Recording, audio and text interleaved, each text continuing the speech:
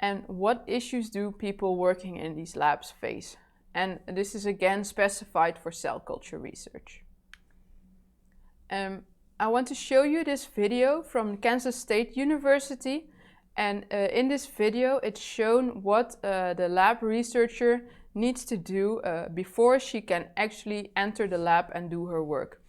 And while the video is playing, I will explain also some other issues that people are facing.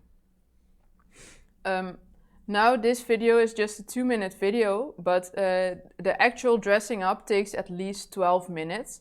And for BSL-4 labs, this is even longer because you need even better personal protective equipment. So it's really time consuming to work in these labs.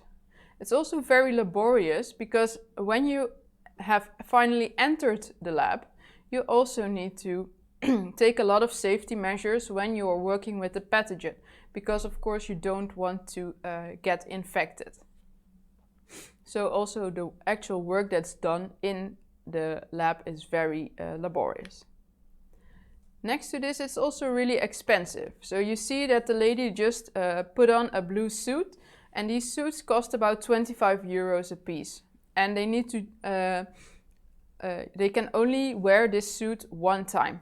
So just the personal protective equipment is already quite expensive, and also everything that has come in contact with the pathogen needs to be thrown away. So you have a lot of lab disposables, which also cost quite some money. It's also pretty difficult to plan your experiment.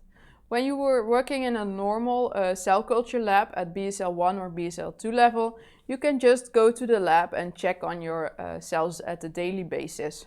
But when you need to take all these safety measures to enter the lab, you will not go to your lab in such a regular basis, and so you also don't know exactly when your cells are ready for an experiment.